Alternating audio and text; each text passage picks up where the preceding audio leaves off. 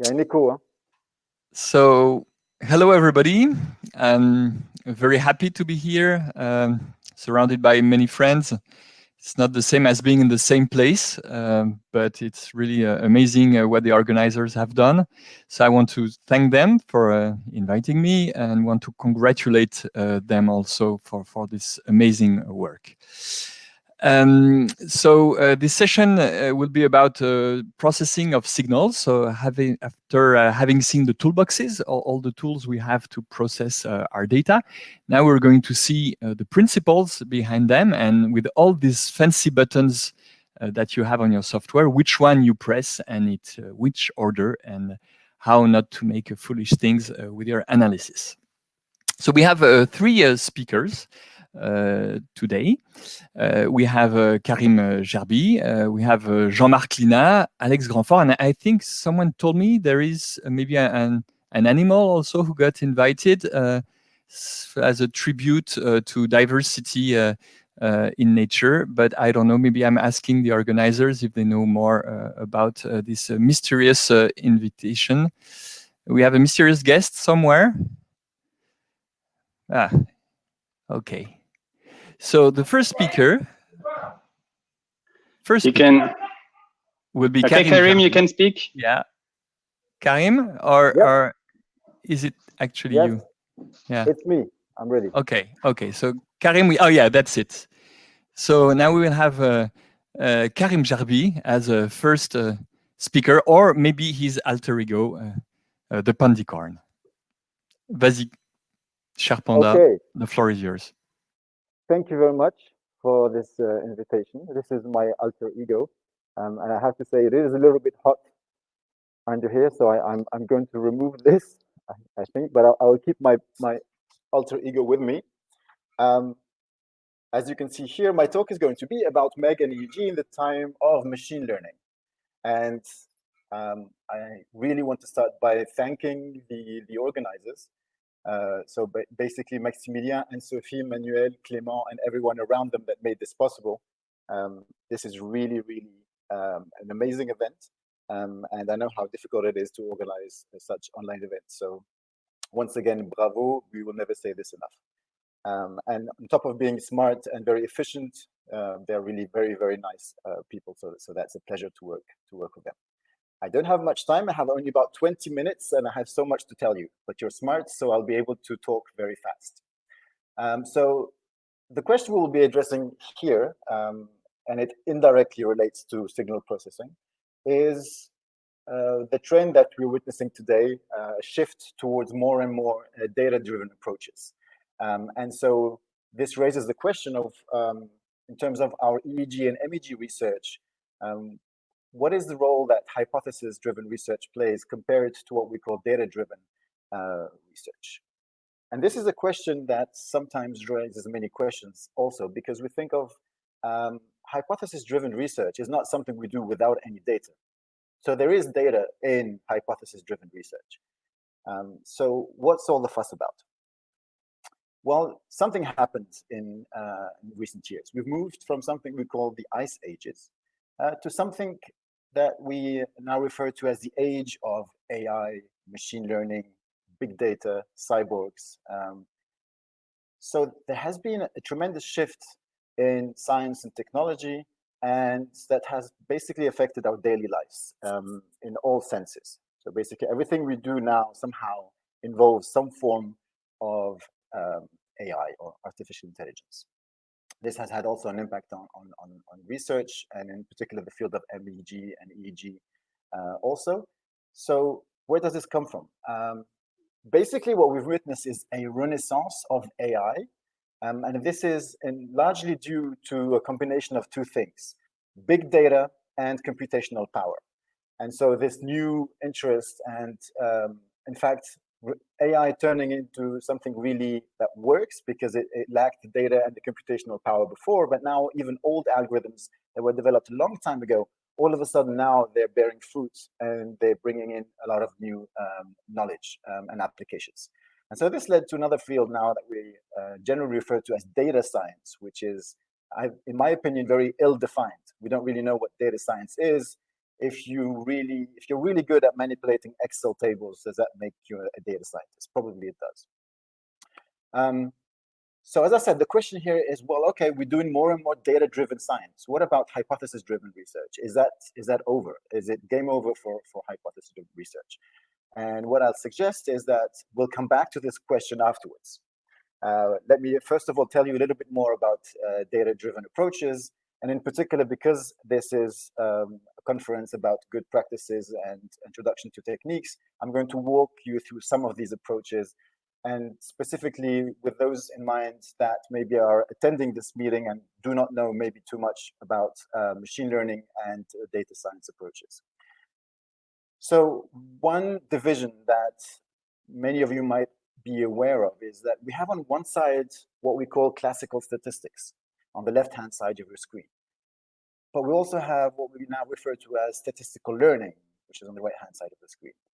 And there are different terms to say exactly the same thing: classical hypothesis testing versus pattern learning algorithms, or classical statistical inference versus out-of-sample generalization. And so, as you know, in one case, what we're doing is we are seeking to reject a null hypothesis by considering all the data that we have at hand. And on the other hand, for out-of-sample generalization, what we're doing is we're seeking to extrapolate the learned model to data that has not been used to actually train that same model. And I will come back to that in a second. So there seems to be this competition between these two approaches.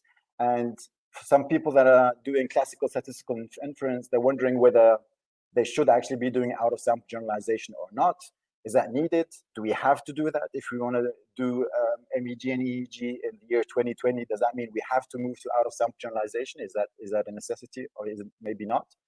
And on the other hand, a lot of people doing out-of-sample generalization, many of the applications they're actually working on probably could be equally well or even better served if they actually went back to classical statistical inference. I am going to ask a quick quiz question here. So some of you have been looking at this little animated GIF in the middle, and I'm wondering how many people would actually identify where this comes from. So I'll tell you, it's a video clip from the 80s. So if some of you know the band, just type it in the chat. I'll take a look afterwards. So I'm going to give you 8 seconds for this. 1, 2, 3, 4, 5, 6, 7, 8. That's it. I'm going to give you the answer now. I hope somebody found the answer and put it in the chat. Obviously, it's New Order, and the track is called True Faith. It was 1987. Now, going back to classical statistics, I don't need to tell you about correlational approaches or comparison of means, regression analysis, or non-parametric approaches. These are well established and well known, and many of you use these techniques in your studies for MEG and EEG research. On the other hand, there's this increase of interest in machine learning techniques.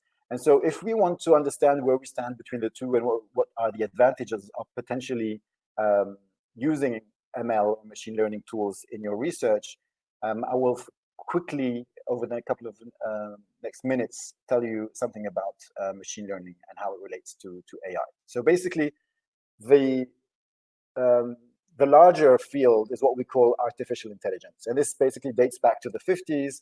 And this is an approach where we're basically trying to mimic human intelligence. So for example, developing a machine that is able to play chess. That was back in the days. Within the field of artificial intelligence, there's another subfield, which we call machine learning.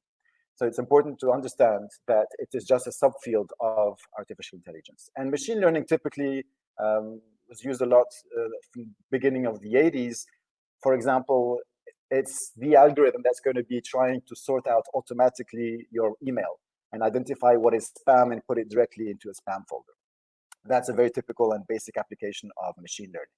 Now, within the field of machine learning, there are many subfields, and one of them is artificial neural networks. And within artificial neural networks, there's one we call deep learning that is getting a lot of attention nowadays because of a lot of successes it has had in real-life applications, working with a lot of data.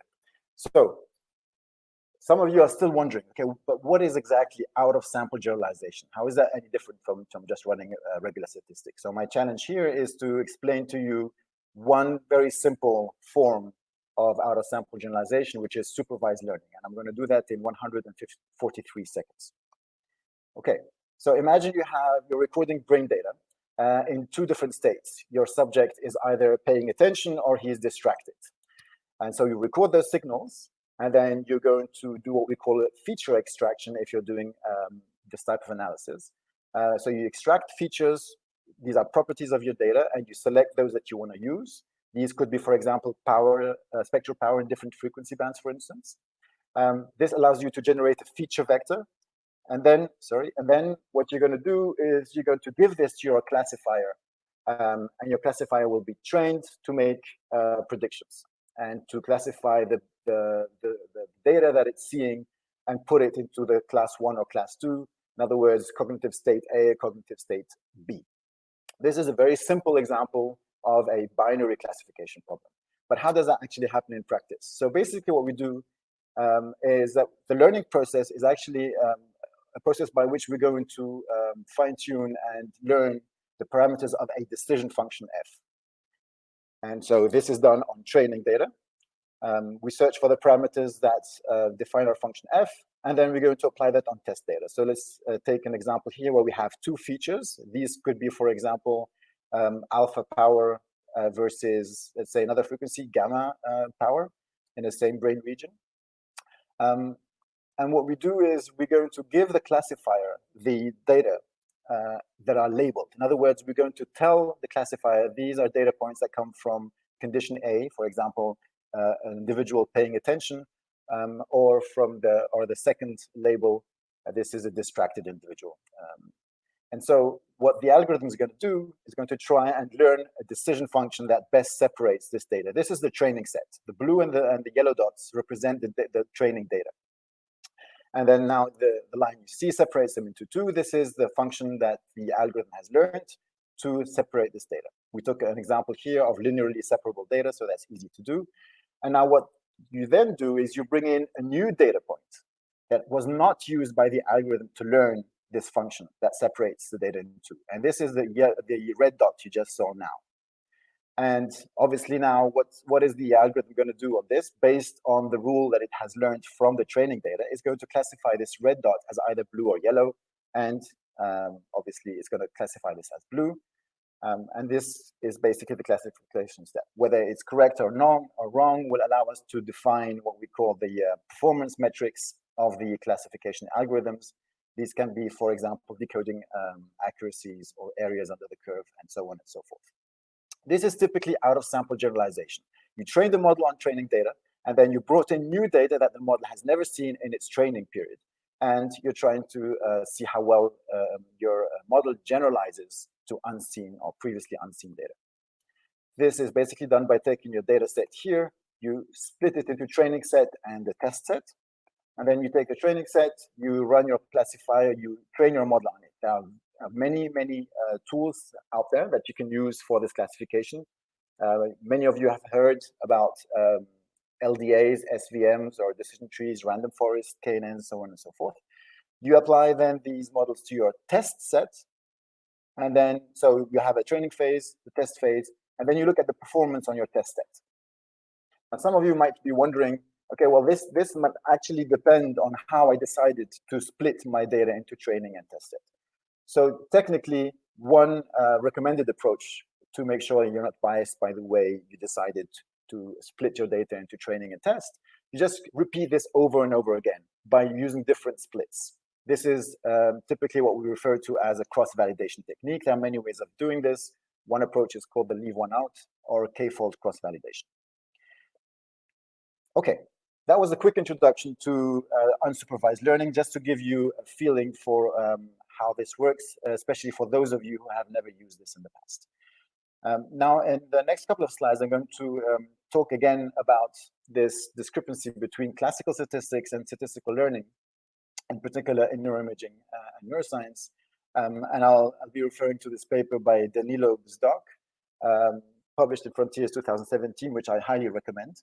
And basically, there are many tools, as Danilo says here, tools for imaging neuroscience's statistical arsenal can be placed on a continuum between classical inference So in other words, by hypothesis falsification, but also out-of-sample generalization. And so on one hand, again, on the left-hand side here, you see classical statistics that have been used for a long time and continue to be used, and rightly so, in many fields of research, including psychology, sociology, biology, and so on and so forth. And statistical learning is something that we typically think of when we're doing predictions. For example, weather forecasting is one typical example, or algorithmic trading, where we're trying to forecast what's going on in the finance domain. But more and more, we're seeing brain imaging and genetics and other fields, and actually practically most of the fields are shifting more and more towards using approaches that belong to the statistical learning category. What the difference between the two is what you see underneath. In one case, we have an assumed model of how the data is distributed. And on the other hand, in the case of statistical learning, we're actually learning that model from the data itself. So we don't give hard-coded rules, but we actually learn them from the data. And so here's an important observation. An observed effect in the brain with a statistically significant p-value does not necessarily generalize to future brain recordings. We've all done this. So you've all run your EEG or MEG study with maybe 15 individuals or 20 subjects or 30 subjects. And it's interesting because we need to think about this for a while, because when we make our publications and we say, this is what we found in the human brain based on these 20 subjects, implicitly, we believe that that generalizes to all healthy controls if our study was run on a healthy group of controls. And actually, that might not be the case, right? We actually, down deep, we know that that might not be the case. And if you have 2 more individuals that showed up after you publish your study and you run the same analysis, you might not find exactly the same thing. So that's something to keep in mind. And then conversely, if you see an effect that is successfully captured by a learning algorithm using out-of-sample generalization, it does not necessarily imply that if you had drawn statistical analysis on your data, classical statistical approaches with hypothesis testing, that you would have found significant p-values. So this actually highlights the fact that these two things are distinct. So conventional statistical analysis of your data, one major example is just a comparison of means, and machine learning classification. Again, this is out-of-sample generalization, are actually conceptually different, and that needs to be appreciated. We need to understand that these things are not just two approaches that you can use interchangeably. So these two things are not exactly the same. Okay, so this brings me to a question that I sometimes hear from colleagues or from people that want to collaborate with my group. They say, well, look, I've run statistical analysis, t-tests, and it's just not significant. We don't get the P005. So maybe we can try machine learning and we see if it's a binary classification. So if we're above 50%, then we'll say it's significant and we're done. Now, obviously, this is a red flag. This is not the way things work. You need to realize that even if you're doing a machine learning approach, you're just not trying to beat the 50% if you have 2 classes, or beat the 25% if you have 4 classes, or 12.5% if you have 8 classes. You're not just trying to do that. Basically, you still need to prove that the decoding accuracy you get is above what you would get by chance. And so this allows me to plug in here the paper that we published with Etienne Combrisson a couple of years ago. And the reason I mention it, beyond the fact that it relates to the point I just highlighted, it's also that this was published as part of the special issue of Cutting EEG. This was the very first Cutting EEG meeting that took place in Berlin, 2014. Max was organizing that too. And I'm happy to say that this article was the special issue related to it. It was in the Journal of Neuroscience Methods, and it's today basically cited close to 300 times over the last couple of years. This actually also shows how much the field is going more and more towards machine learning. And basically in the study, I'm not going to go into detail because for lack of time, but I did find a picture of this meeting, Cutting EEG in Berlin, 2014. And as you know, some things change and some things don't change. So what I see here, that Max has not changed that much. I don't know how he does this, but he still looks as young on that picture than he does today. Some other things change, and that's good because I can see that, and this is something I would like to congratulate the organizers for, that the gender balance of the speakers in 2014 was definitely not as good as it is today. So that's a very good thing that has changed. Yeah, this is details about the paper where we just looked at the chance levels of classification with synthesized data, but also with real data. You can just go and check out the paper. I don't have time here to go into more details. But what I would like to do is to tell you a few things that make me excited about using machine learning techniques and apply them to EEG and MEG data. So let me go through some of these. Again, this is a quick disclaimer. There are some, these are just basically my favorites. There are many more reasons why you could consider looking at machine learning tools for your MEG EEG analysis. One that I find particularly interesting is cross-temporal generalization. Basically, the idea here is that you train a model at a time t using machine learning, and then you can actually go and see its performance on other time points in your data. And that's going to tell you about the generalization of the processes, the cognitive process that you think that your algorithm taps into at one time point, and how that generalizes across the data. That's something that is a bit more complex to do if you're not using machine learning. Also, another feature that I think is important and interesting is feature importance. Many of the algorithms, by construction, they will allow you to have access to what were the best or what were the features that computed most to the decoding accuracy of your algorithm. So if you're giving your algorithm many features, for example, the power value across all your electrodes for all frequency bands, and then you run your classification using a random forest approach or logistic regression, these techniques will allow you afterwards then to open the hood and see, okay, what features contributed most to the success of my machine learning algorithm. And I say this can be neuroscientifically relevant, but I emphasize can be because you need to be careful on how you make interpretations. Transfer learning and domain adaptation is another important aspect. I think this brings a lot. Typically, this is, for example, there's currently a study on states of consciousness in my lab where we actually look at training machine learning algorithms on sleep data and different sleep stages for classification. But then we use that algorithm, that model that was trained on the sleep versus wakefulness, for instance, and try to apply it on data where we're looking at wakefulness versus anesthesia and loss of consciousness. So this allows us to ask questions of similarities between cognitive processes. Can a model that is trained on one question be used to correctly classify data from another data set on another type of cognitive behavior? Feature learning and representation learning, and this is an added value of approaches, in particular deep learning. This, I think, is also going to bring in a lot of new knowledge to our field. It has to be done with caution, and we need to tread slowly and make sure we know what we're doing here. But I think there are good examples out there of how this can be useful. And finally, I think there are a lot of tools that are associated with the learning algorithms that are not necessarily themselves learning algorithms, but once you're in the field and you're using these techniques, you will be confronted to techniques such as TSNE or UMAP, but also obviously PCA that many of you know. There are tools for dimensionality reduction, but also allow you to have nice visualizations of your data. And this can also bring in added value. So I would personally recommend also looking into these. I'm going to only talk to you about one of these. I don't have much time. So I chose one that I think is interesting. This is cross-temporal pattern generalization. I mentioned this before. So there's a nice review paper in TICS published by Jorge Mikin and Stanislas Dehaene in 2014.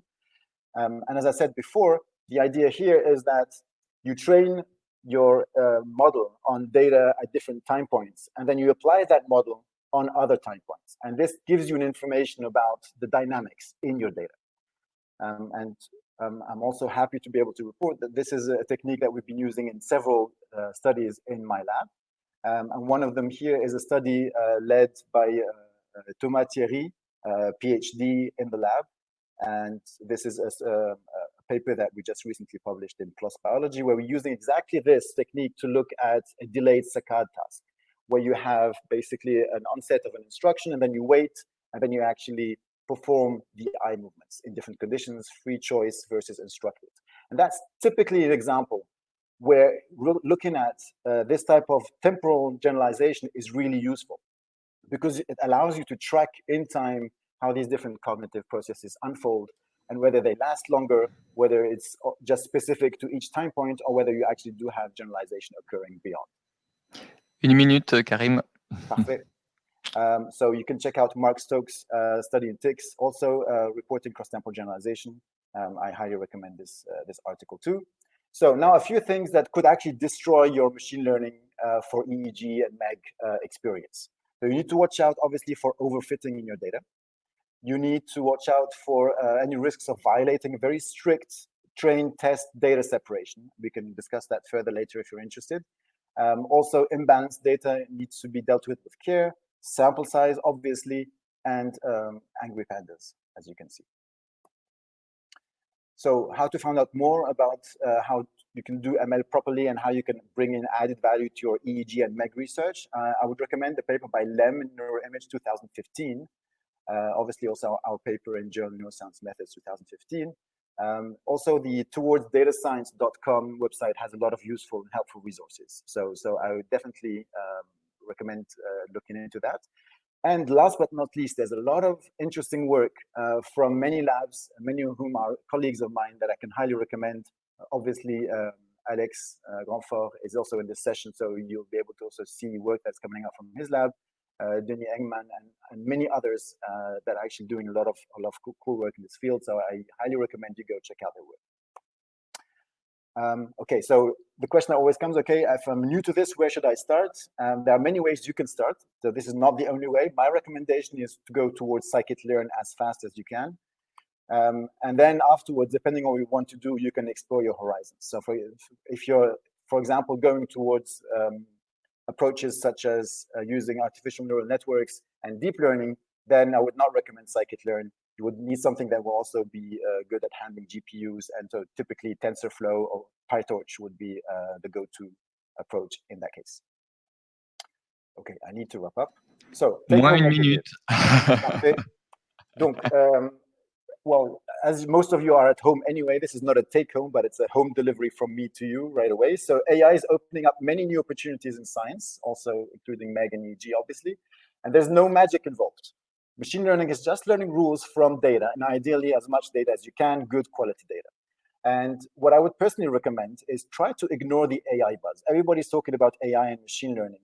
Try to use the best tools that address your specific question. Don't get too carried away by the fact that you think you have to do that to be able to be up to date or to be doing the hottest thing around. Machine learning has some nice tools that can enhance your classical analysis, as I mentioned before. I mentioned some of them. Again, garbage in, garbage out, but also bias in, bias out. And I hope we get the opportunity to talk about that. This is a very important issue in AI and machine learning in general. And to answer the question that we started off with, just like rock and roll, hypothesis testing is not dead. Probably what we need to do is go more towards data-informed rather than maybe data-driven per se. So we need a combination of two. And actually, when you're choosing your features for your machine learning analysis, you are doing hypothesis testing because you have some hypothesis of what features are useful. Okay, so Unique is a new center we have here in Montreal that combines AI and neuroscience, and I'd be happy to tell you more about this. I don't have time.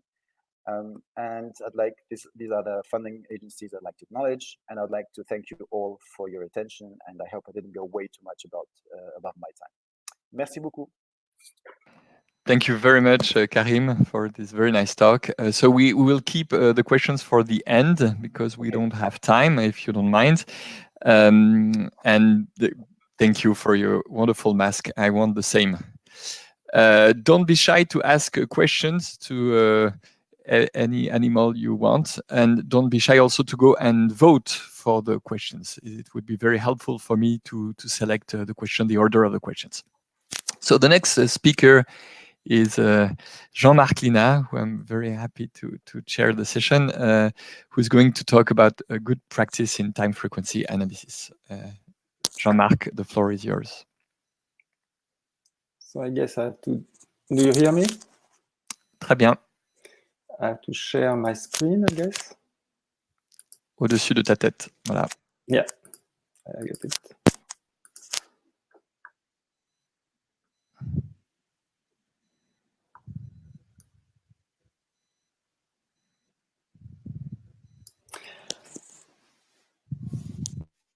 It's okay? So thank you for the organizer for this invitation. I'm very glad to be with you all.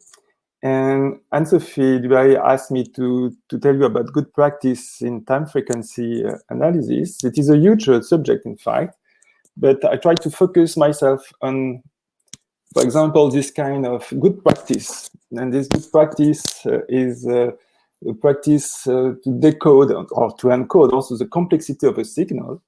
So I will try to do my best to indicate the good practice to do such a decoding in electrophysiology.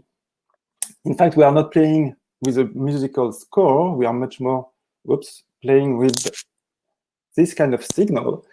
We are more concerned with the decoding of the complexity of the electrophysiological signals as the one that you can see here. This is 20 seconds of EEG recording during the non-REM sleep. And I will take this example as a guidelines to illustrate the time frequency practice and some indications about what we can do with this kind of signal by using, in particular, the wavelet analysis.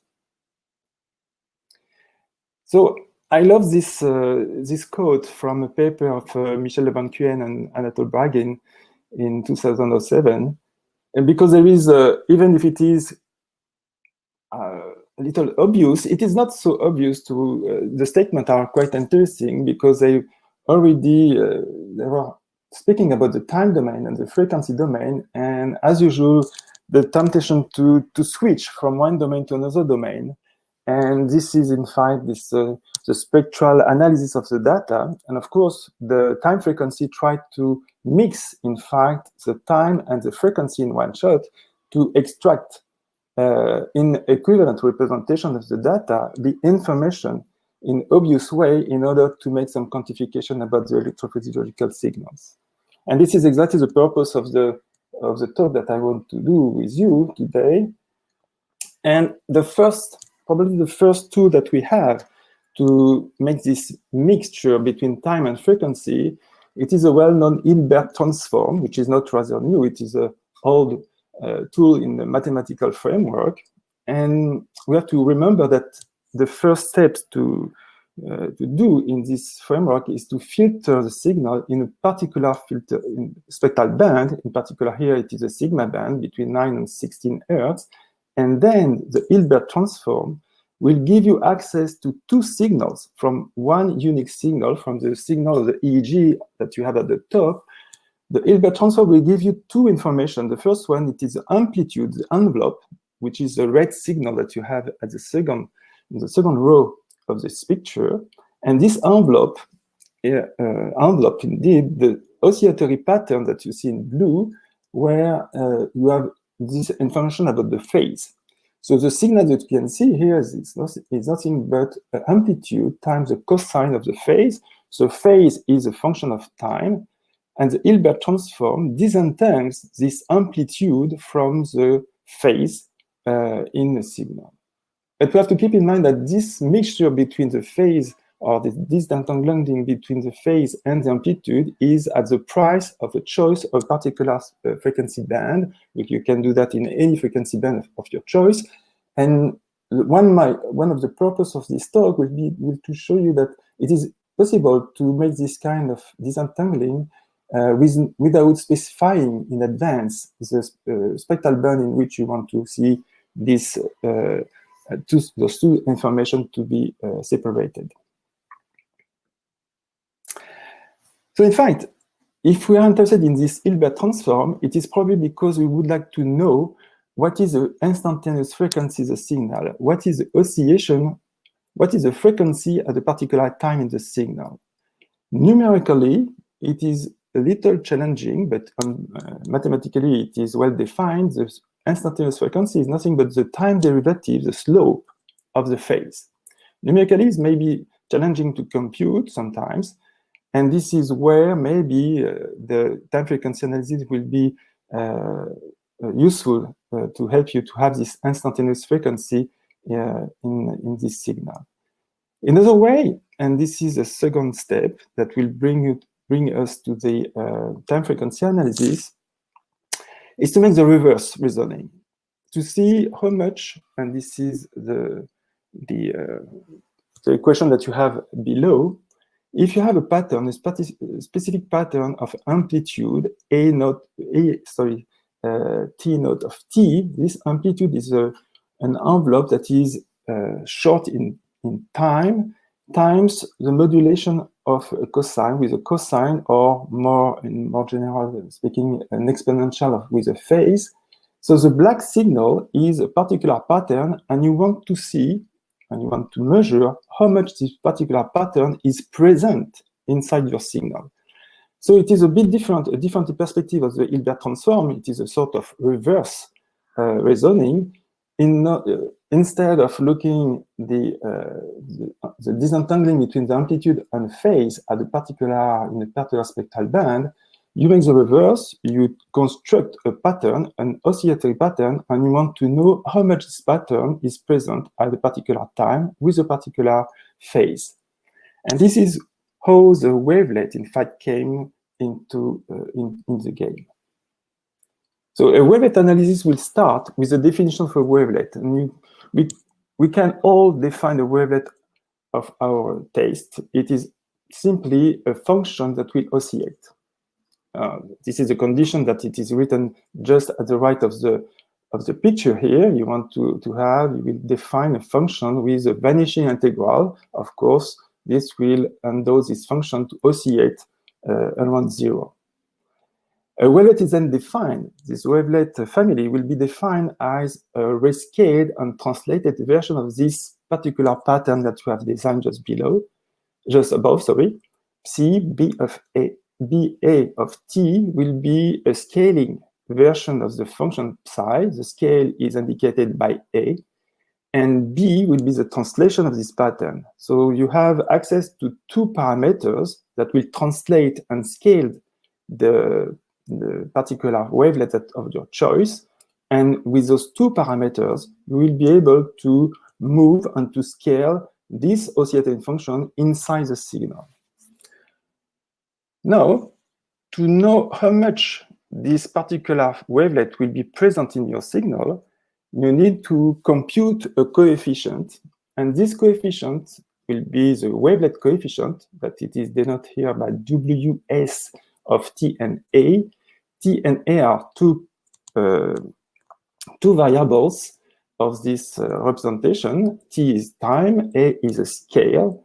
And this is the first legacy of the pioneer in the wavelet domain, in particular Jean Morley, who, instead of playing with the frequency, will play with the scale of this particular wavelet that we have chosen at the beginning. I will give an example, of course, of the wavelet, but A is a scale, as we can see in this equation, and T, in the definition of the wavelet coefficient, is a location in time where you will have this pattern, this wavelet scaled at A, with A in the signal.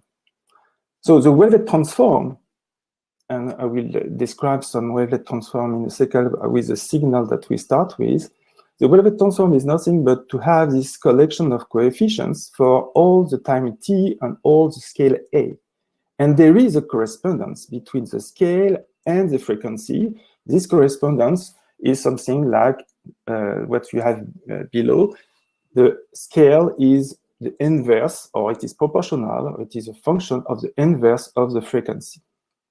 So by reading this matrix, you can read, in fact, the presence of an oscillatory pattern at the scale A at a particular time in your signal. And the example that you can see here, it is an oscillatory pattern during sleep. It is a spin dose measured in EEG, and you can see in this time frequency representation exactly where and when this oscillatory patterns is occurring in the signal.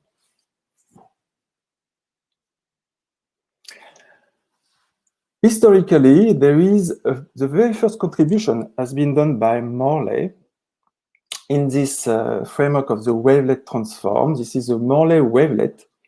And the Morley wavelet is nothing but a Gaussian shape inside which you have this oscillation at a particular frequency. So there is a phase phi of t, and you see that the phi of t is a linear expression of time. Kappa is a number, it is a parameter. Again, we are playing with this specific pattern, and then the scale with which you will play in this wavelet transform will reduce or increase the frequency of this wave by only dilating the wave or contracting the wave. So the scale will play the very particular role to change the frequency content of this wave, but the frequency itself, the number of oscillation of this pattern will be fixed at the very beginning. So how do we fix the central frequency kappa? We are speaking about the central frequency because, in fact, the frequency, the Fourier transform of these waves is nothing but the Gaussian filter translated somewhere around kappa being a number that you will choose. And then this filter will change with the parameters of the scale A by exploring the low frequency and the highest frequency. So for Morley, this constant parameter makes an explicit link between the scales, A, and the frequencies. And you have a relationship, A equal kappa over omega. Omega, of course, it is a frequency that you want to explore. Kappa is a fixed number. And by playing with A, by exploring A between 0 and the positive number, you will explore all the frequencies of your signals through this relationship.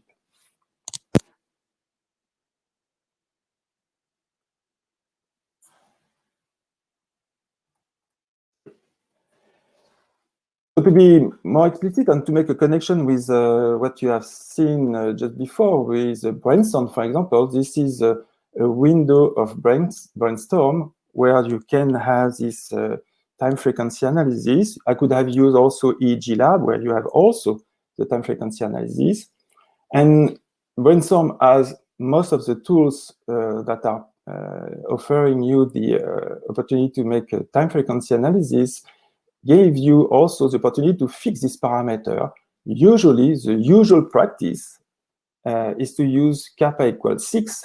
That means there is 6 oscillation in this Gaussian that define the wavelet of Morley. The number of 6 is not a magic number. It is a number that all people will use, but you can change it, of course. By using this number, you can specify, in fact, indirectly, what is the time resolution with respect to the frequency by the relationship between the scale A and the omega that you have here.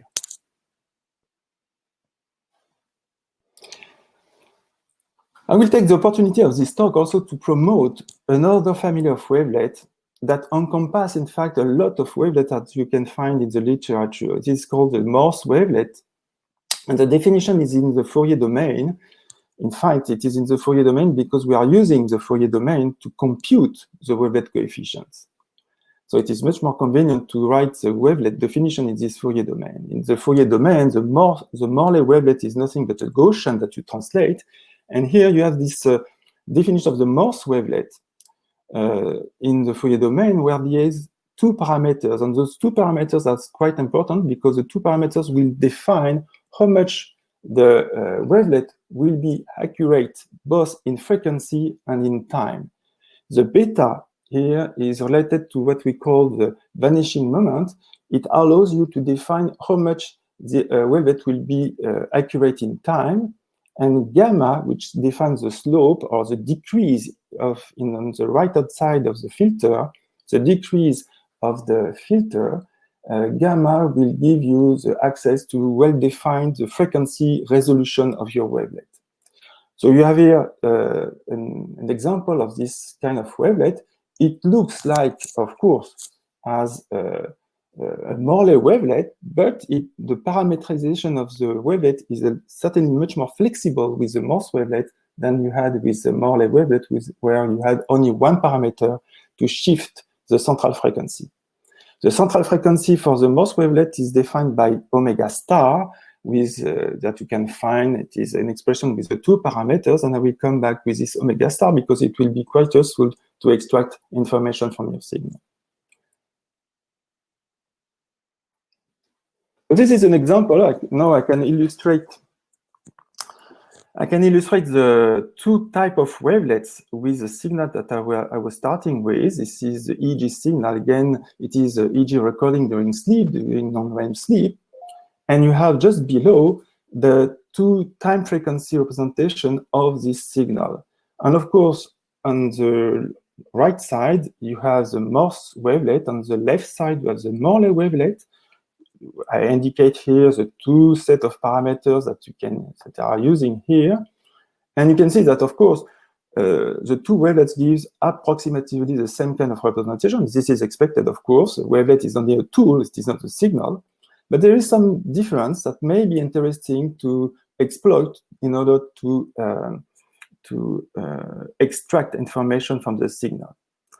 I take the opportunity also to indicate, and it is also probably in the good practice, to be very careful about the edge effects. Of course, the wavelet will be sensitive to all the fluctuation of your signal. And of course, one of the fluctuation will be the edge of your signal, and the wavelet will be very highly sensitive to the edge, left and right edges of your signals.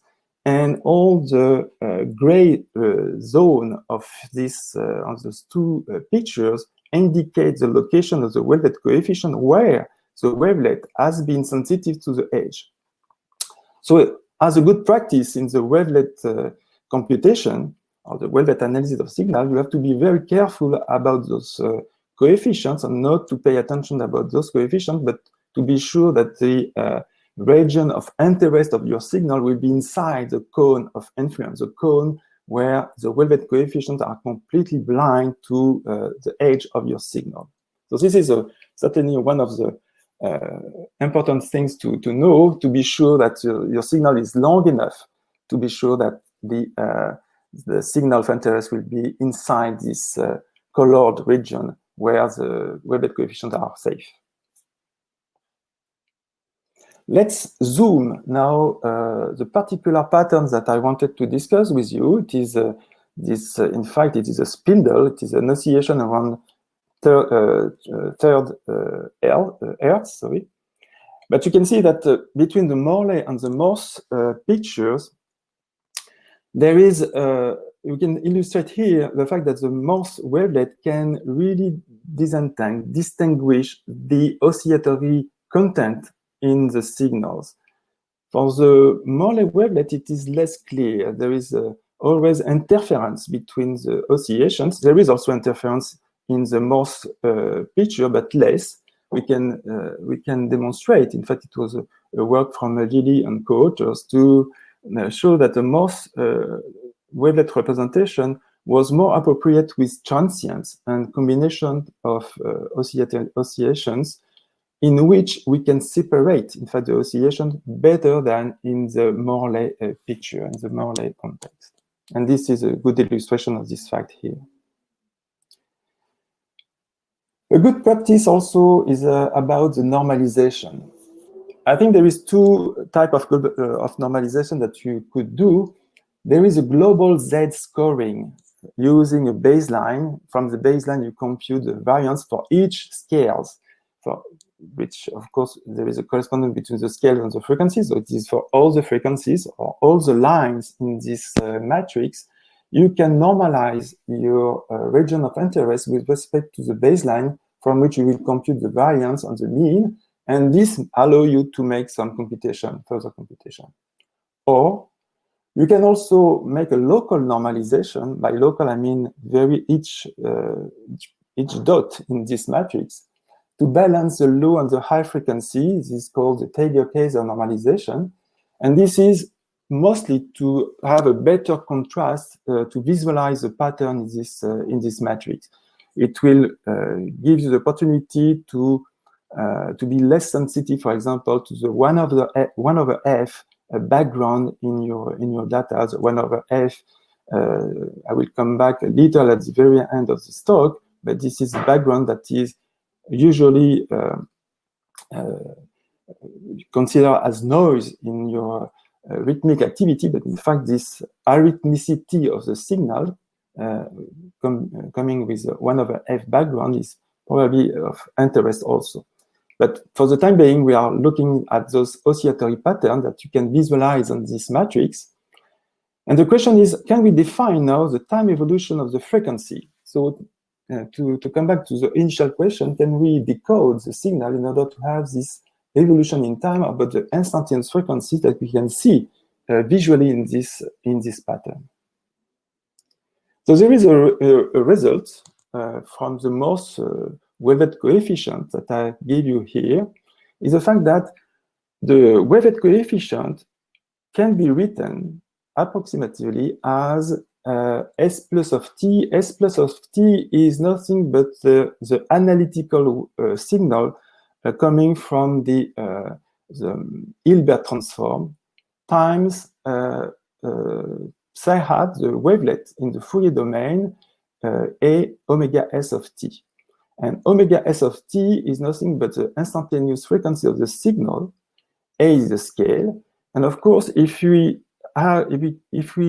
detect in the time frequency plane the maximum, the local maximum of the in the scales, which I call A star, this wavelet coefficient, the wavelet in this expression will be maximum, and then we can see that the wavelet coefficient at this particular scale, where the wavelet demonstrates a local maxima, this particular scale, you will end up with a Hilbert transform.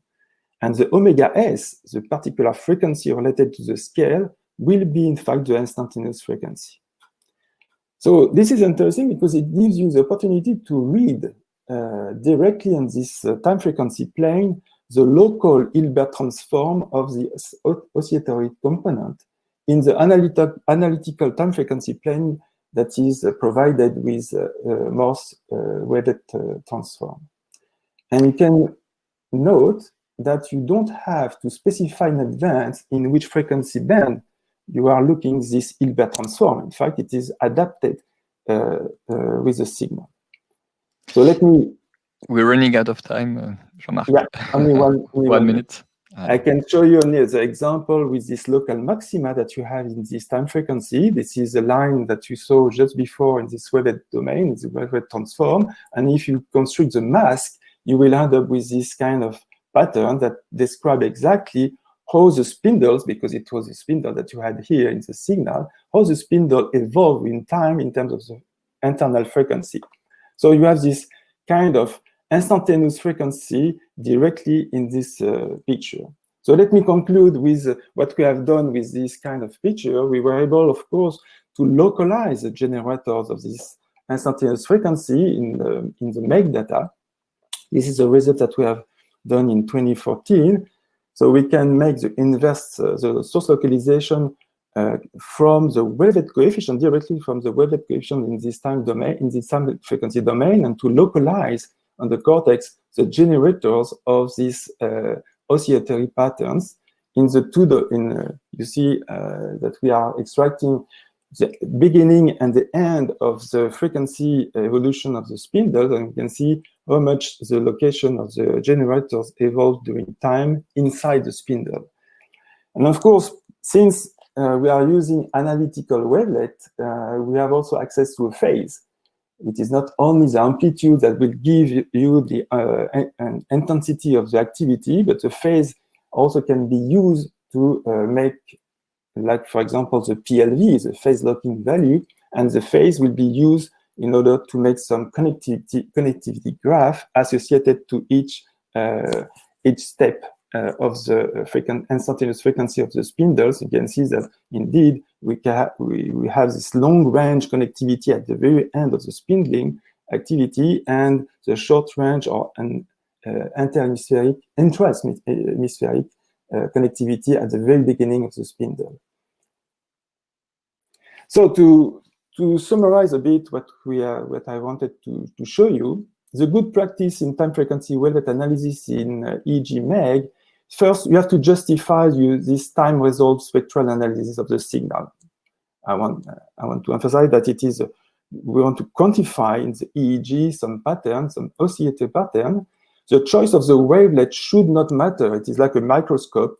You don't have to worry about the microscope. You have to worry about what you are looking in a microscope. But in fact, The analytic, so the complex wavelet, in particular the Morse wavelet, offer a better spectral resolution to describe the content of your signal. You have to be careful in case about the edge effects. I want to finish to mention also other interesting good practices in this domain using the discrete wavelet, also called the Dobeschi wavelet, to denoise the signal, but this is not particular to electrophysiology. It is also in other domain, but it is certainly very practical, very interesting in electrophysiology. It provides you a sparse representation because you can compress the signal. This is again not something specific to the electrophysiology, but it can be very useful for some particular application. And finally, let me only mention the scale-free and multifractal analysis in electrophysiology that are very, very famous now to describe this background, one of our backgrounds that now we know contain also information about the states and the brain states in general, in particular in sleep, but in different state of consciousness. So again, I want to thank a lot the organizer of this conference. I was very pleased to make this presentation. In fact, to try to make a short summary about what we should do or what we can do with this wavelet representation. So thank you again. Thank you very much, Jean-Marc. Very, very interesting talk. A very good introduction and also advanced. So we're going to move to the third speaker. I've been told beforehand that it's quite normal not to have breaks, that the break is here to absorb the time shifts, to be able to dilate a bit the talks. So the next speaker will be Alexandre Grandfort. Speaking about source localization in MEG and EEG, and are you asking too much to your source imaging results? Alexandre, hello, the floor is yours. Everyone. Hello, Christian. Hello again to everyone. So thank you again for having me this afternoon. This is afternoon for me, and to tell you a few things, more educational material related to source imaging. After time frequency, the topic is going to be source imaging. So, all right, so the way I phrased this presentation is, are you asking too much to MEG and EEG source imaging results? Is this problem too hard? People are skeptical, so at least some people are skeptical. What can we say? What do we know? And how can we check that what we're looking at is plausible? All right, so the problem we want to address is source imaging. So from a scalar potential field of EEG in the scalp, like here, can you figure out where things happen in the brain? Where is the active brain region? Where is the source, the generator that is producing this field pattern? So again, this little daughter, the little girl who's not my daughter, asks me, what makes you think it's even doable? So let me start by a first argument.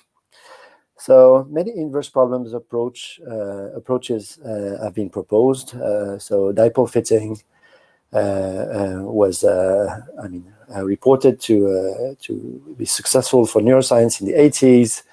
And then many variants of scanning techniques, beamformers, music, rap music, etc. have been proposed in the 90s and still up to now with variants. And also very much related to this distributed techniques that you probably know of, like MNE, GSPM, Loretta, E-Loretta, the mixed norm estimate, Champagne, and so on, also have attracted a lot of attention up to now. So if I would just to argue with a kind of a shadow principle, which is if it really did not work, hopefully people would have stopped working on this problem.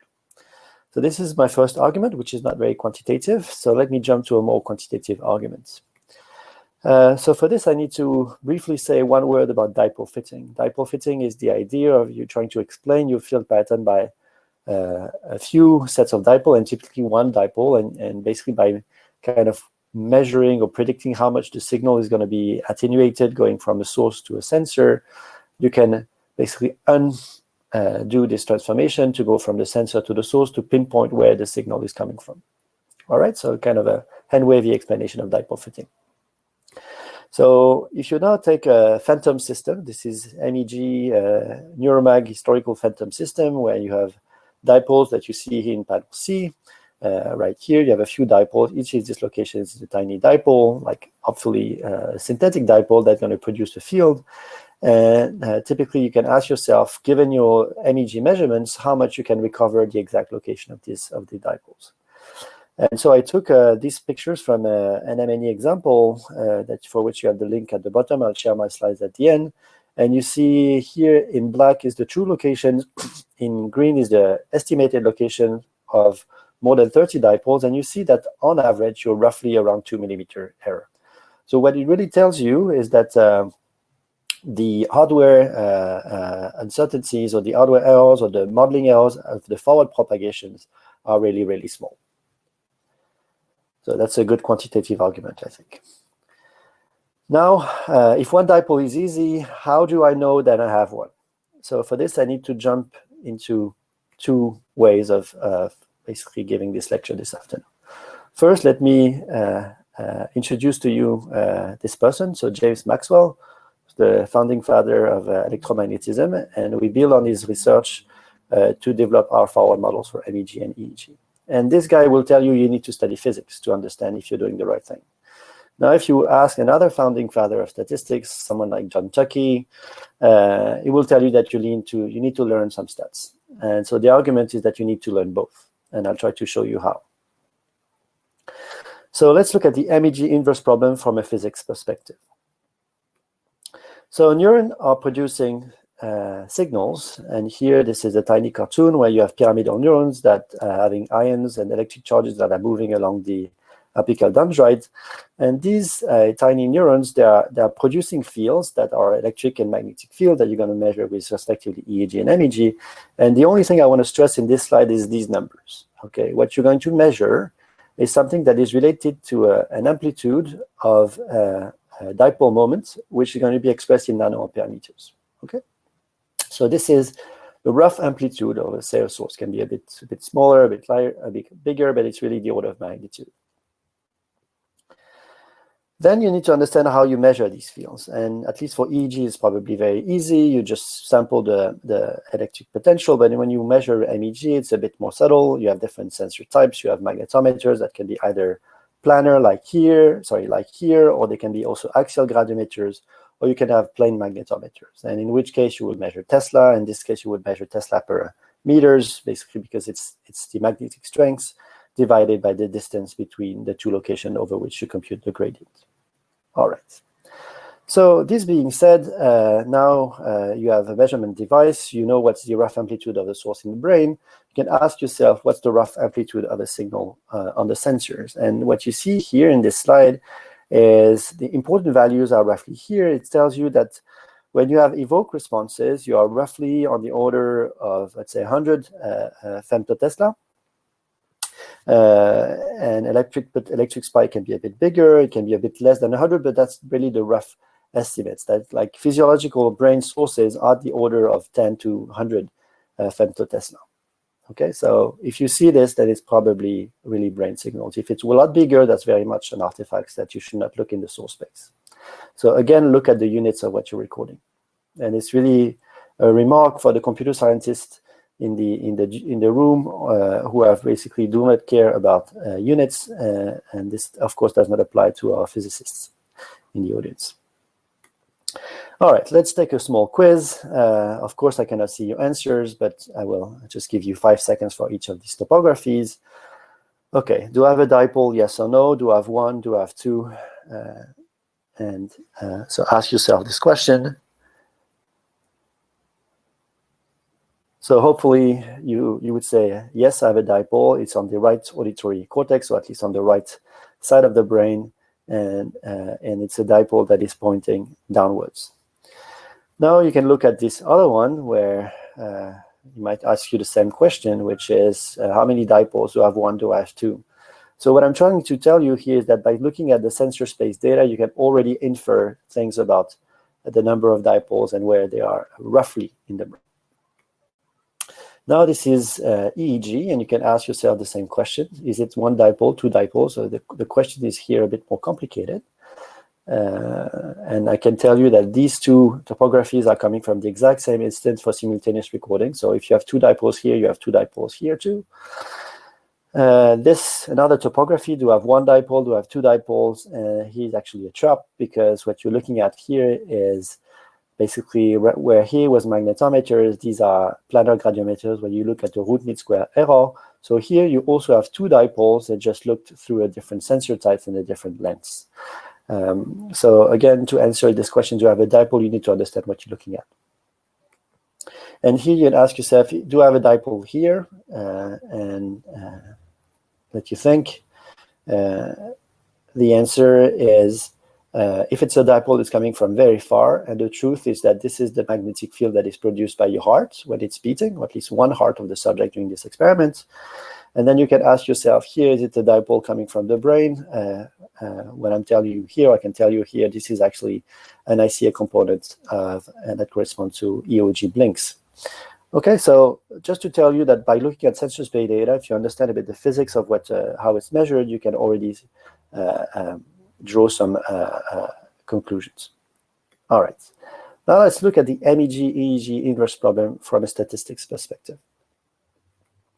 So for this, I need to introduce some notations. I'm going to introduce my measurements that I'm going to call M, that has dm rows, which corresponds to the sensors, and dt columns, which corresponds to the time instance. So if I take a column of this matrix M, this brings me a topography. And if I take a row of this matrix, it's a time course, where you can have in this matrix some EEG, some MEG, and here you see it's B in femtotesla per centimeter. So this is actually a time course coming from an evoked response through a gradiometer.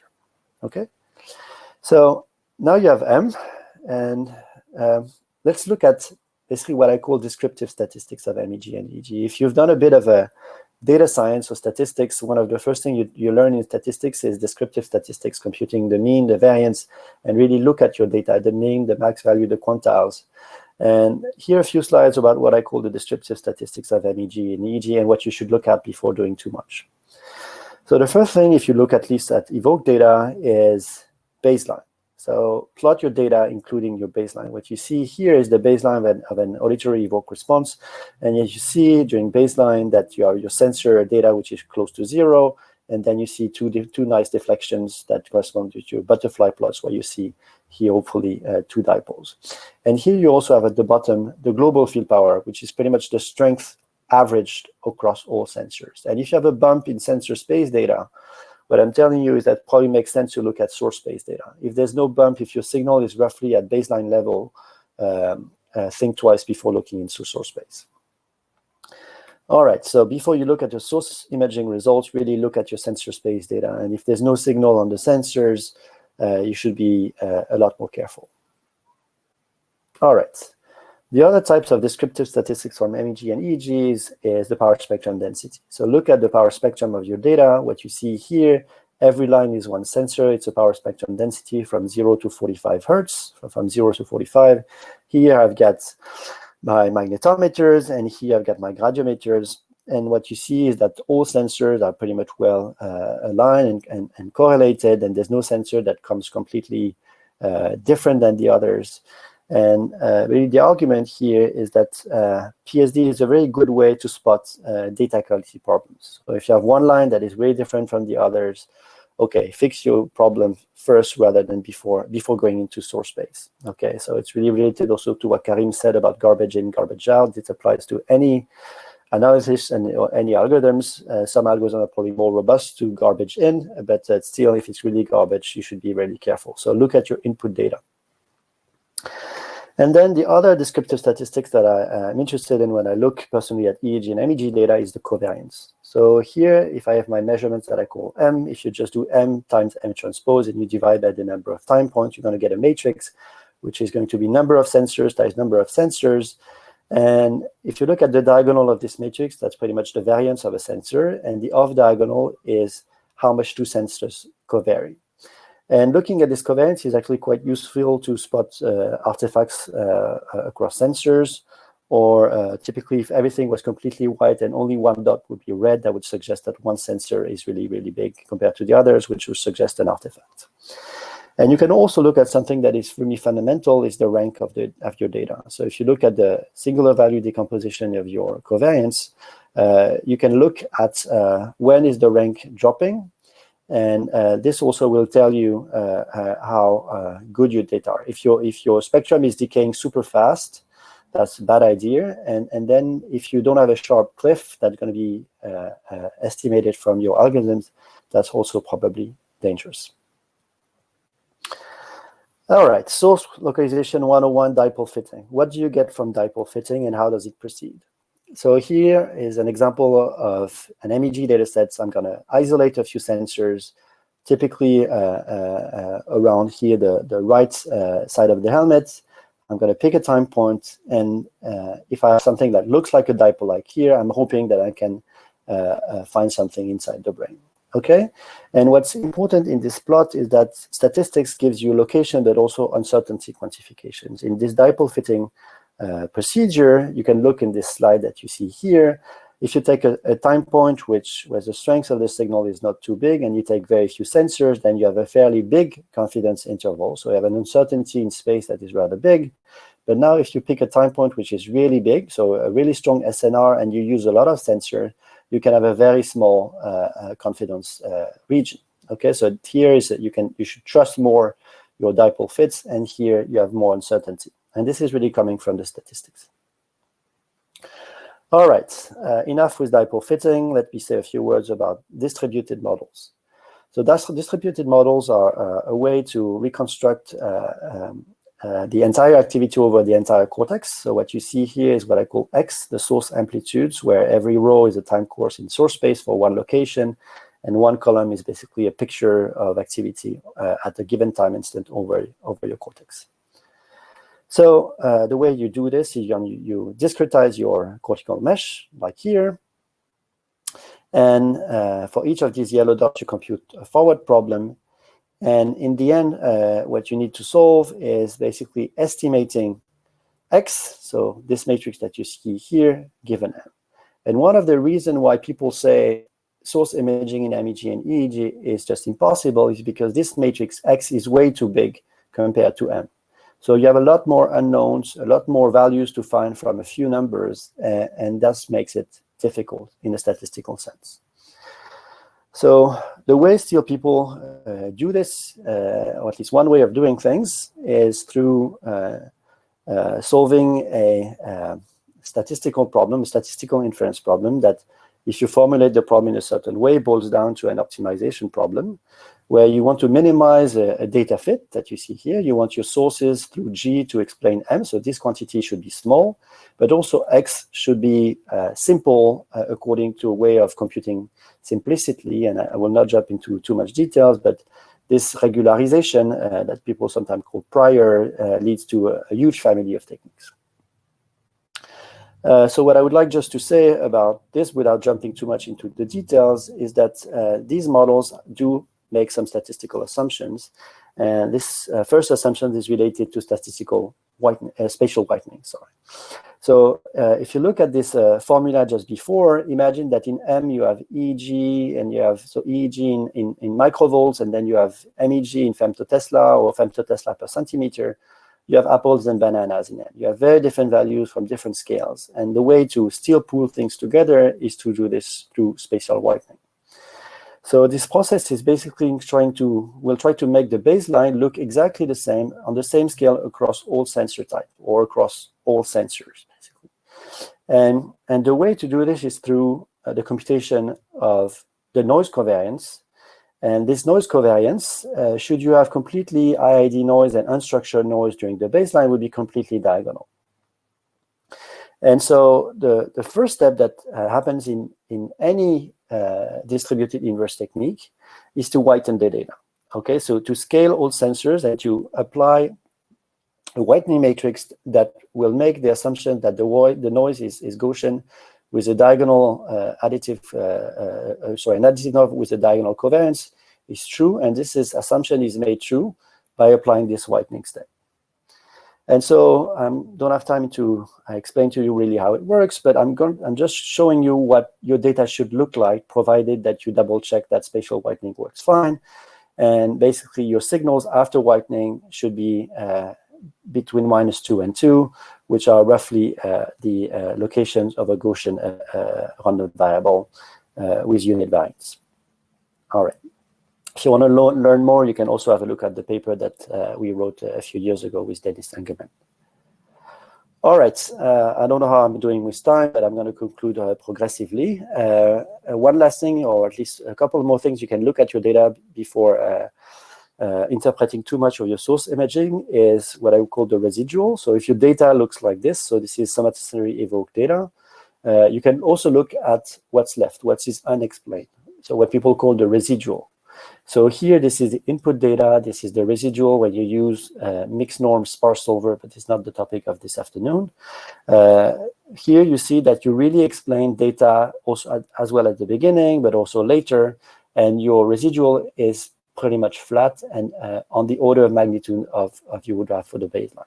Okay, so knowing how much you explain your data is also a way to assess if you underfitted or overfitted. So this is not really quantitative, but at least it can give you a visual feedback. One other thing you can do is work with simulations.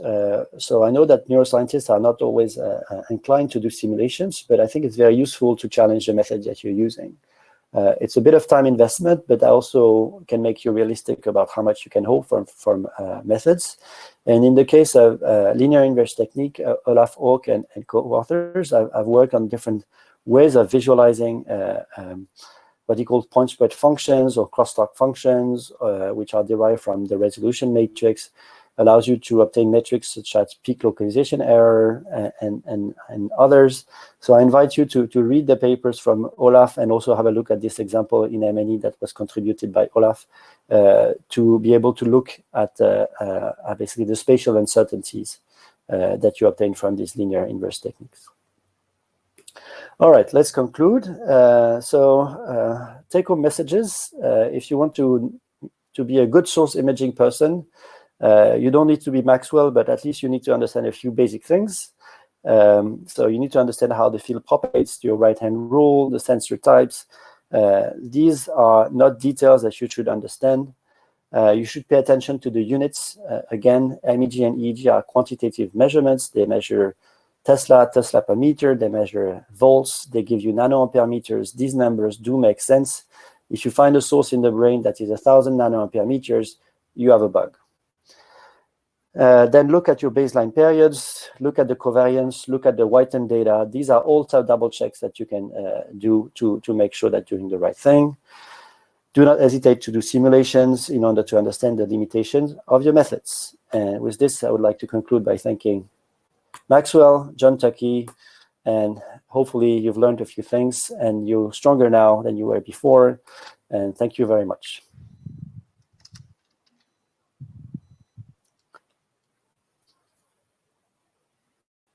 Very much.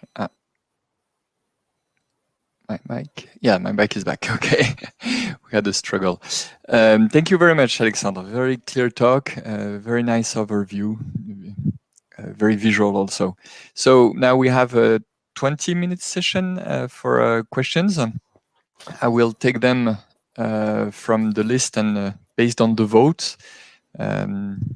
Hoping that there's a bias towards the first talks, so please ask the questions on the last talks. And the panda is back. Good, I'm happy. Can you hear me if I speak like this? No, probably yes, not. we can. Can you do some kung fu, please? Yeah. Okay, so the winner. It's hard to concentrate, Karim. The winner is a machine learning, so this is for the panda and all the panel actually. I don't want to be on the panel with a panda, okay? Too late.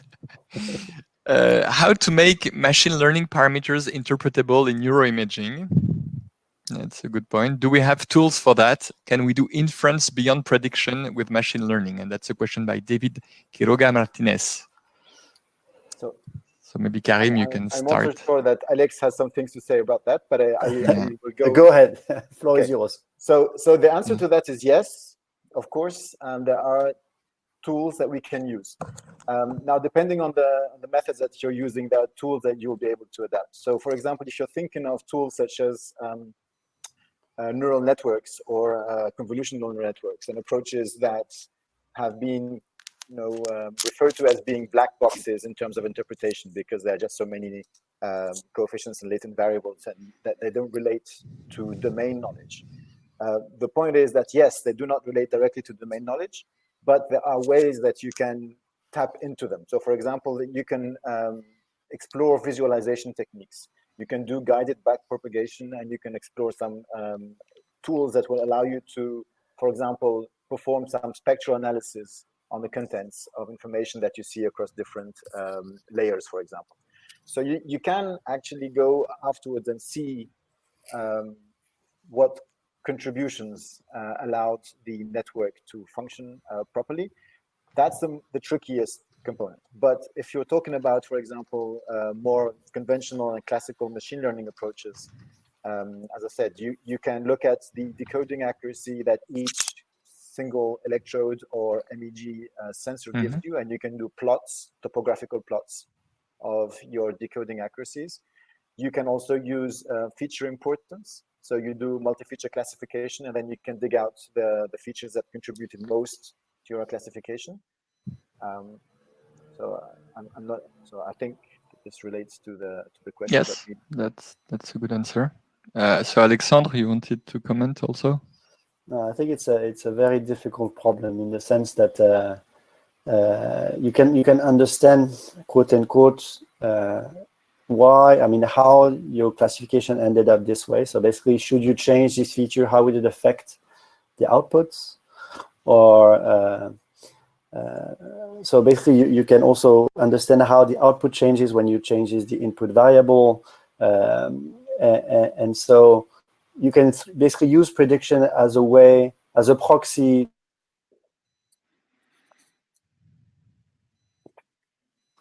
Very much depending on the particular model that you learned.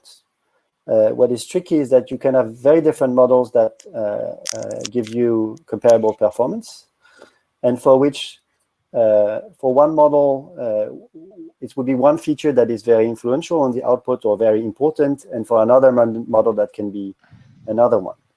And part of the reason for this is that if your features are intrinsically very much correlated, so people will call this, for example, multicollinearity, so which is a very old problem also in linear models. As soon as you have collinearity between your features, it's challenging because you can recombine the features and obtain similar outputs. And so again, yeah, I'm not going to repeat myself, but hopefully this helped. Yeah. Isn't there also a problem of model complexity? I mean, you both alluded to that. If you have a simple machine learning model where you learn topography, you can visualize it, or weights on the sensors. But yeah, if you have deep learning model, then you are stuck with many layers and you just cannot interpret them. I guess, but there is some active research on that, but it's more difficult. But so on deep learning, so Karim mentioned that you can also basically backpropagate the changes in the output to understand how the input would change. I mean, how would you change the input to change the output? But you can also do kind of ablation studies where, for example, I've done deep learning in the past on MEG and EEG, and you could say, okay, let me try to only give frequencies between this and this. How is it changing the output?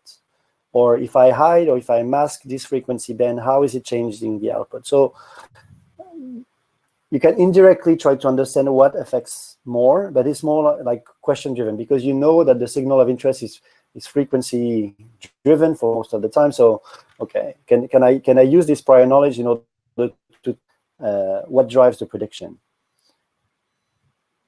Good. Thank you very much. There are many questions on machine learning. That was very popular. Oops, very popular topic. Maybe I will go a little bit to the time frequency and then come back to the machine learning, if you don't mind. So there were many things in the discussion panel. Okay, this is a boucherie sans dos for those who know about Tintin. We have this great pleasure to have this at Timon Hospital. So there were many discussions on the tuning of the wavelets, on the window size, on how to compensate for edge effects.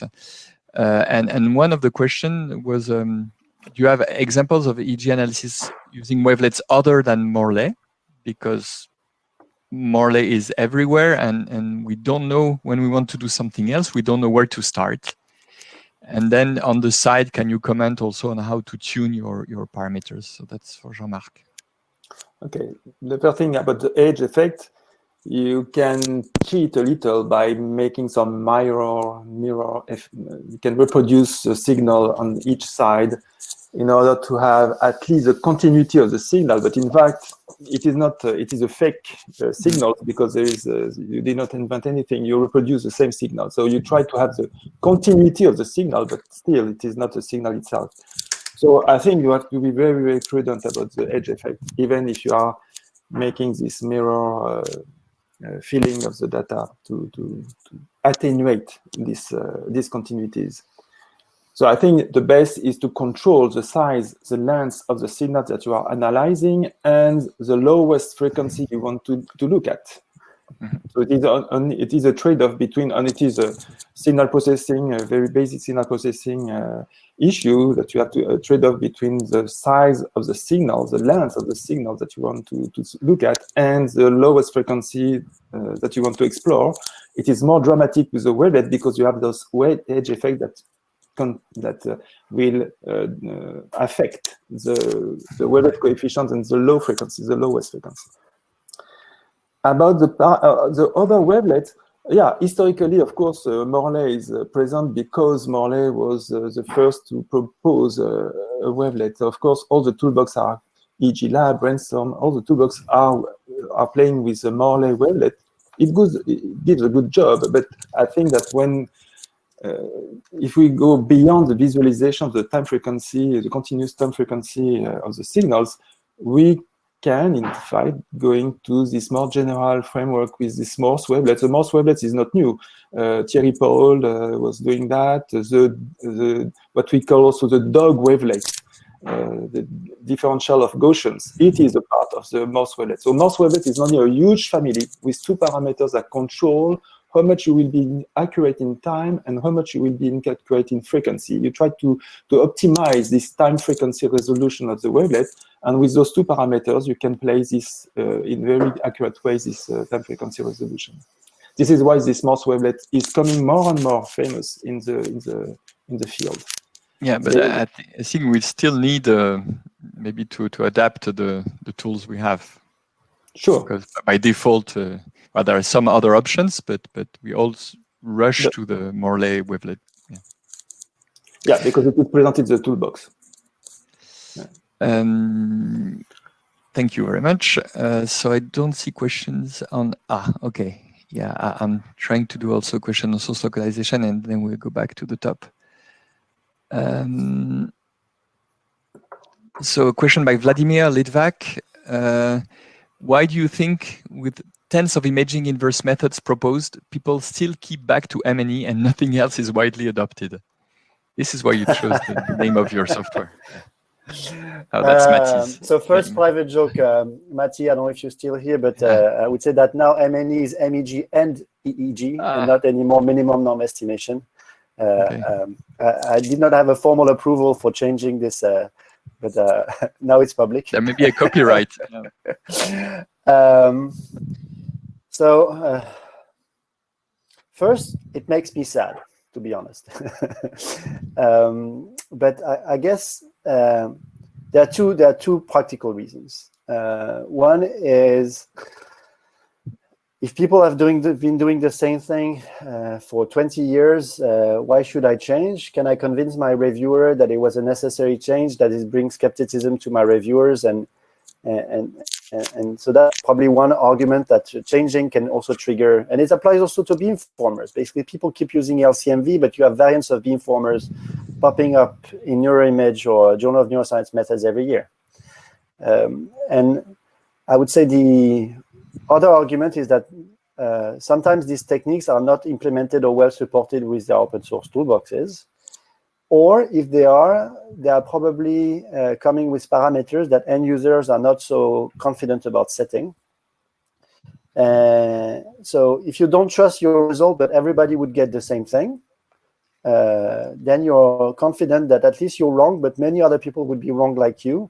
So nobody will blame me for using LCMV or MNE because that's the default for most people, and hence that's a good argument to show. Although it's very easy to show that you can break LCMV or you can break MNE with a simulation, but I guess this applies to all techniques. I don't know if I convinced Vladimir. Isn't there a push towards sparsity? I mean, I've been pushing for 13 years for sparsity. It's been used in a few cognitive neuroscience studies by people who wanted to challenge the statu quo and go into explorations. But hopefully this will change. Yeah, and hopefully for connectivity measurements, there will be less leakage. This is a big argument by Shri, for example, Nagarajan, about using sparsity in using sparse Bayesian learning will improve connectivity studies. Thank you very much. So we have a question now back to the panda or his alter ego. What accuracy? So that's a question from Tolga Osgurt. Sorry for the mispronunciation. What accuracy rate or any other classification performance measure would suffice one to convince that two classes are indeed different, i.e., arising from two different systems? So yeah, interesting question. So basically, as I briefly mentioned, what we end up doing most of the time is going back to statistics, but not statistics as in terms of hypothesis testing, but you statistically test the significance of your classification result. In other words, you're applying statistical analysis on the actual decoding accuracy that was obtained from the machine learning algorithm. One way to do that is doing permutation tests. So basically, you swap the labels of your data, and then you run your classifier multiple times. This gives you a null distribution in terms of decoding accuracy that you would get, and then you will see the actual decoding accuracy that you got with the real labels. Does that fit in, like, say, the 5% or the 1%? And that gives you one way, and you can do maximum statistics to correct for multiple comparisons and so on. So that's one way. There are also some parametric approaches to that, like the binomial law. So there are ways of applying statistics to a decoding accuracy. If you get 71% and you're not sure whether that 71% on a binary classification is something that is robust, the answer to that is you just test that using hypothesis testing. In other words, like permutation tests, as I was saying. That is something that that has been known, but we've also made a sort of an article about it to bring it more towards the neuroscience and EEG MEG community with Etienne Complisson. There's nothing really new about that, but we just exemplified that to people maybe who were not aware of this approach. So there's no magic number. It really depends on your data, it depends on your sample size, and depends on the tools that you're using. And I like particularly data-driven approach. So actually doing permutation tests, I think, is better than relying on, for example, a binomial.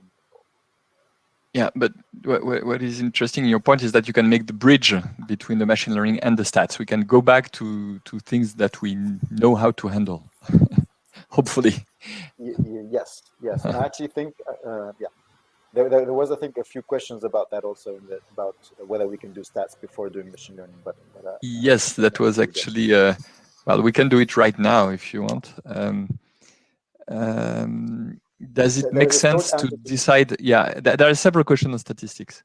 The one that got most votes is, does it make sense to decide machine learning features based on inferential statistics? So it's Julio who made this question. There is one short answer to that is generally, if we wouldn't recommend that you run your statistical analysis on the whole data set. And then based on that, use the most significant or the significant features to run machine learning, because that will be double dipping. So what you would do is you can actually either explore in a nested cross-validation approach. Within each fold, you can explore the best features within that fold. And within the nested cross-validation, you can do whatever you want to identify the best. Another approach is to run statistics, but not on the whole data set. So if you're taking a subsample of your data and you run some stats, that can give you an indication, but you're not violating the strict separation between training and test.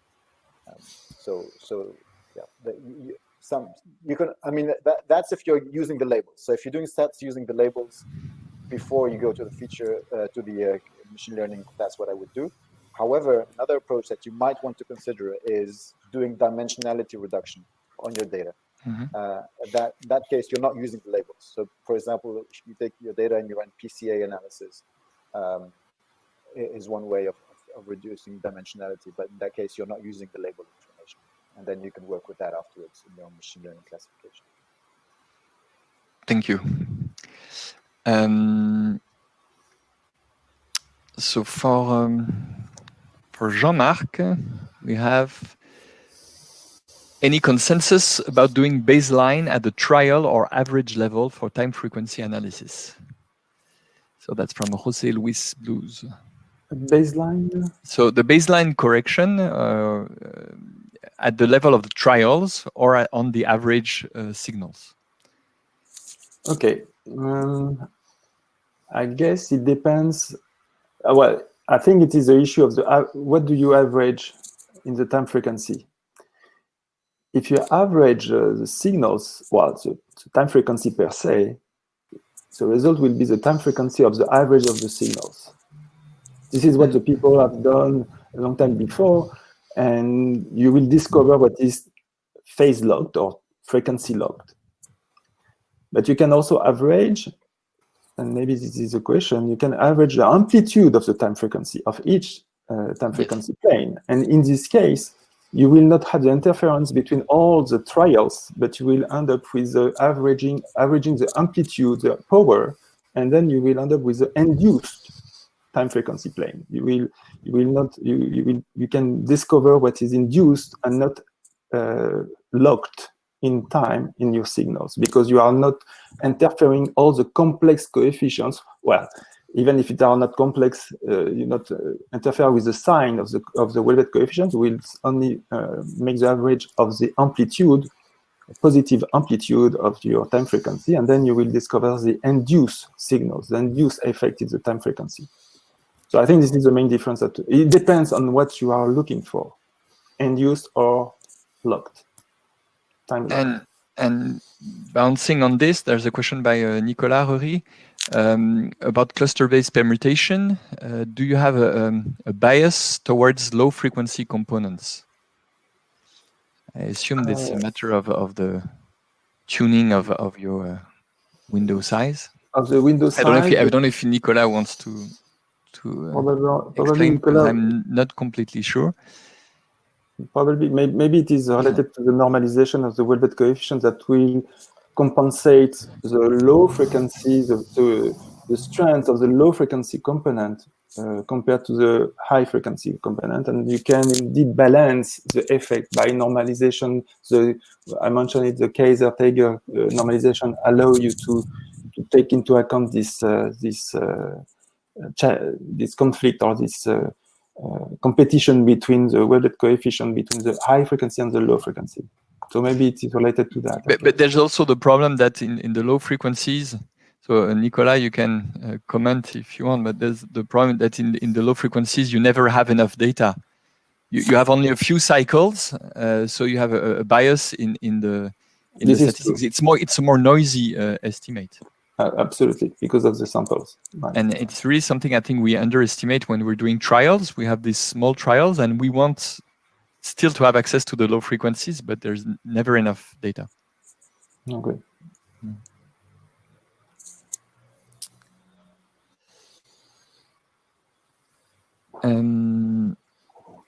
Nicolas is here. Maybe Nicolas, do you want to?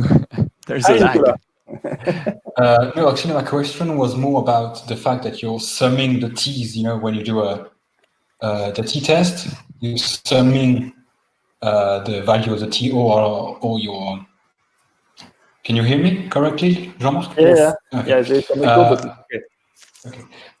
And you're also, you're taking the size of the cluster. But as you know, you have a difference in time resolution and frequency resolution using the wavelet. And what you didn't mention, but you're only showing the time frequency with a logarithmic scale for the frequency, while people usually use linear scale for that. And that will affect the size of the cluster, and it will affect the frequency and both. Okay. So the cluster stat, when you calculate it, will be affected. Sure. But I have no opinion about what the choice. But I understand you're right. It affects your statistics because if you are playing with the logarithmic scale or the natural scale of the scales. Yeah. So probably we should use more logarithmic scales than we I would say that, yeah. Sure. Because the steps are the same across all frequencies. Okay. Merci, Nicolas, for clarifying. Bye-bye. So we're back to machine learning. I don't see source localization. So, okay, let's go back to the topic of machine learning. And that's for Karim again. What are the state-of-the-art machine learning tools for data-driven characterization of functional connectivity and cortico-cortical coupling? By Andrea Brovelli from Marseille. Yeah. So that's a good question. I was actually going to refer back to Andrea Brovelli's work. So if the question is coming from Andrea, so actually, yeah, that's basically. So if the trick here is that it's difficult to have single trial measures of connectivity. They exist, but they're less frequent. Most of the time, we're using measures like WPLI or coherence or range of causality and others. Most of the time, it's across many repetitions of trials, and so that can be useful also for like when you're looking at group level analysis. In our lab, we work a lot with intercranial recordings, and the data come from different electrodes across different subjects. So we're also interested in being able to do machine learning in individual subjects. And that's a specific case where single trial measures of connectivity can be useful, because then you can do machine learning within the subject by doing cross-validation, excluding trials and keeping others.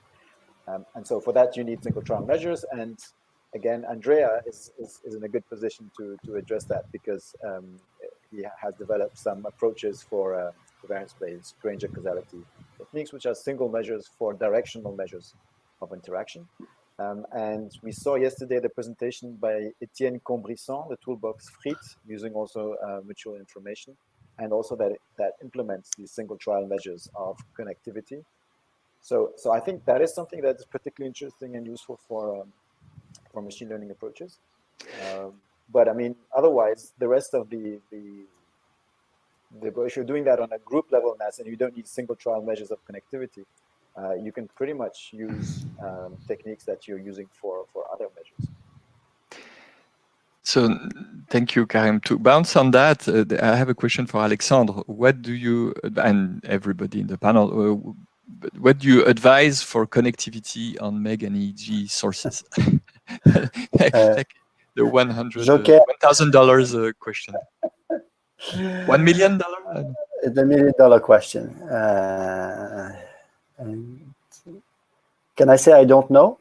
Yeah, no, it's a very good answer. No, but I think it's. I've never worked myself on connectivity. I've implemented connectivity measures by Variet in MNE Python many years ago. They're still there, but I'm not so sure which of them to advise. This question has been asked a few times on the MNE mailing list. You have these 8 options. Which one do I choose? You have some recent works that try to show that some of them are actually measuring the same thing. But I mean, if you said you had some parameter issues and modeling selection, model selection, how to change the parameters, set the hyperparameters in source imaging, you're saying you have the same types of issue when you do connectivity. And And since it's completely unsupervised technique, so I don't know what, I'm not so sure about what you had in mind with machine learning and connectivity, Karim, when you answered before, but to be able to do cross-validation, either you need something to predict on left-out data, or you need to be able to evaluate likelihood on left-out data.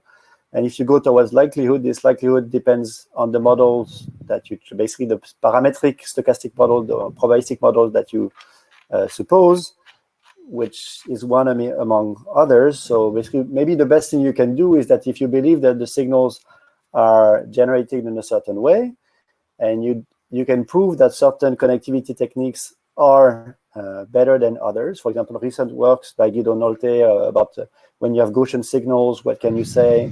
But then on real data, it still remains an open question. And there's this. Yeah, go ahead. Yeah, there's this leakage issue that we don't know how to handle. If we do orthogonalization, it seems like we're going to kill a lot. So maybe we will find the top of the iceberg, but maybe we're going to kill a lot of things by orthogonalizing. But I guess that's a topic for a whole session next year. Robert has a very philosophical opinion about mouse and elephants and yeah. So I see there is a very active discussion.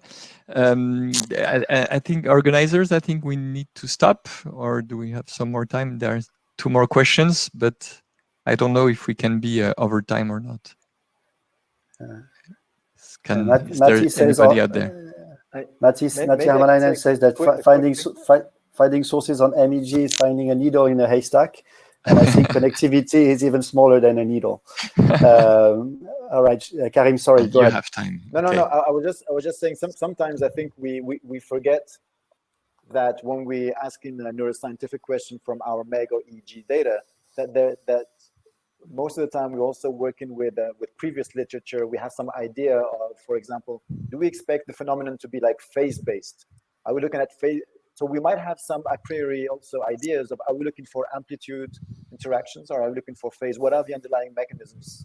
If we're looking at theta coupling, for example, do we expect this to be low frequency and will it be phase-based? So in that case, I think phase-based interaction measures tap into mechanisms that are not the same that those that amplitude-based measures.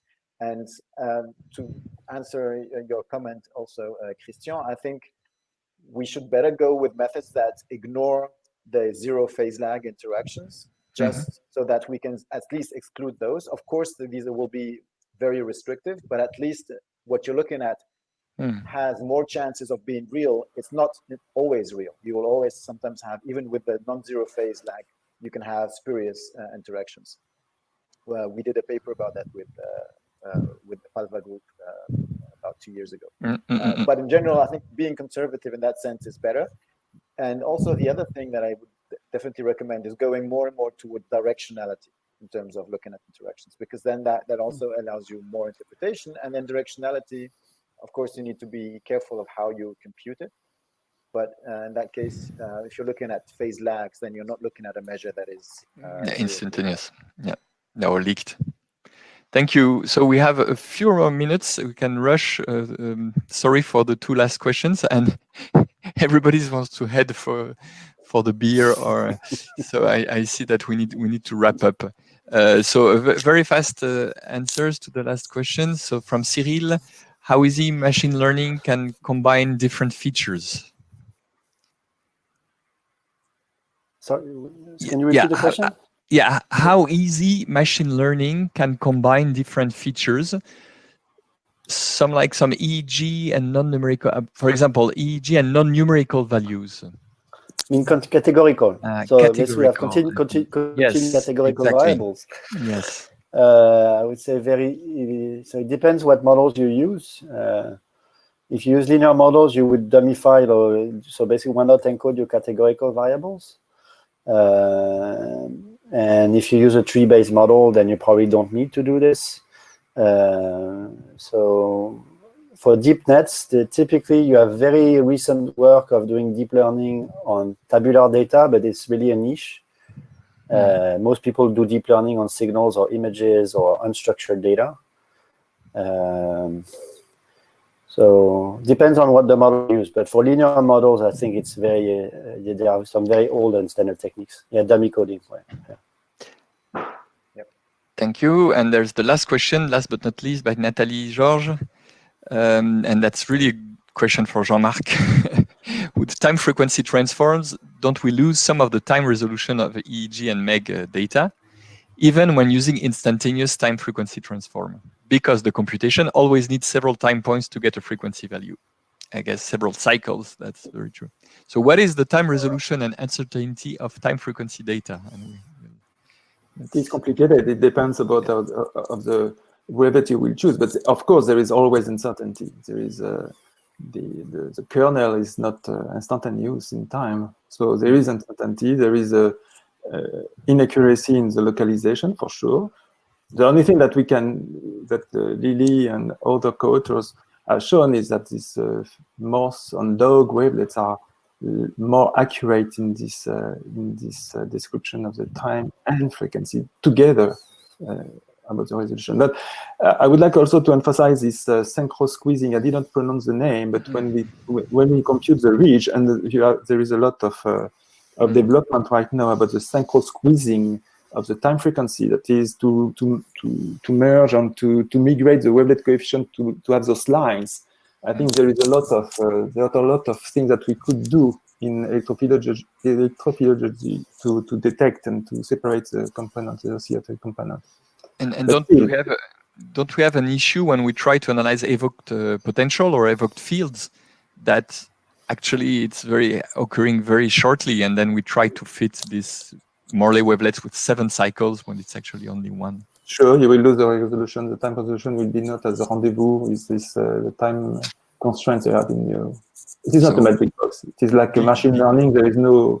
It is not a magic box. No magic trick. So that would be the last word, the wrap up. Thank you so much to everybody. Thanks the organizers, and thanks to all to be here and to be so active and vivid. It was very nice spending this time with you all. And hopefully we meet for a real beer at some point with pandas and all the other people in the room. Yes. Bye-bye. So thanks a lot. Thanks to the organizers. Thanks for attending. Bye-bye. Thanks for attending. Bye-bye. Bye, everybody. Thank you, everyone. Thank you. Thank you. It was a brilliant session, really interesting. We have a lot of people online still, and we would like to organize an impromptu event. We would like to discuss with you about the Cutting EEG Association, about what has been done so far, what are the different projects, and what are the plans for the futures. So I know that a lot of people were looking forward to have a coffee break, or even some of them went to get a beer in the fridge. That's the right time. We will be back in a couple of minutes. Just stay tuned. We will, if you let this on, we will just contact you. Otherwise, you can go on the classic menu and press the button to select the corresponding session. That is Perspective on Cutting EEG. So it's a tea or beer or breakfast time, wherever you are. Just take 5-10 minutes break, and we are back with our crew online. See you.